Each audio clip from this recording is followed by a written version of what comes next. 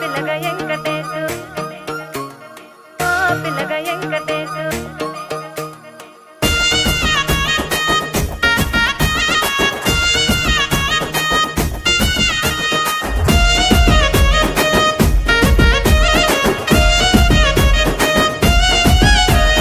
సిద్ధిరాల మనసు నాది చిన్నగా పోతుంటావో చూడక పోతుంటావో ఇంట్లో చిన్నదాన్ని నేను సిద్ధిరాల